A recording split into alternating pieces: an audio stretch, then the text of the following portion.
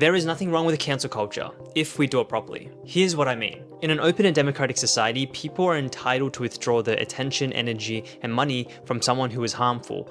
It's natural open society discourse. A publisher can decide not to print your book. People can choose not to buy your book. People have the right to exercise their liberty not to associate with you. Nobody owes you their attention. But there is one thing that we should worry about. John Stuart Mill, who basically wrote the founding text on free speech, warned about something he called the tyranny of the majority. Imagine the injustice and control from a tyrannical king, instead inflicted by the mob.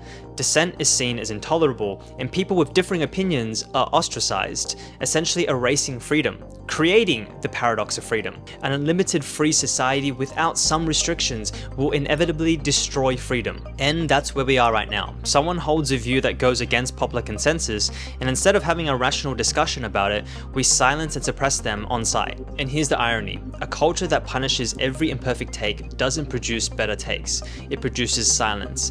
And silence doesn't create a society with different and nuanced ideas that challenge us to grow.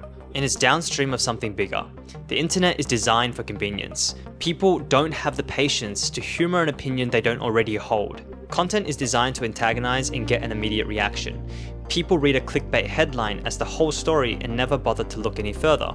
We're trained to be fast, reactive, and overly intolerant. Interactions have become so disposable. It used to be that those who you largely interacted with were people who you knew and were in your community. You'd be more invested in them and wouldn't be so quick to ostracize, but rather rehabilitate. A stranger on the internet has no inherent value and is so far removed, so why not treat their opinions as so as well? But I don't think more rules in an open society fixes the problem. I think the solution lies within the individual. We have to learn how to have proper debates again. We have to have empathy. We have to have the humility to believe that someone else's view might actually be worth thinking about. And the hardest one of them all, being comfortable with letting go of the beliefs that we hold dear, because that's where most cancellations happen.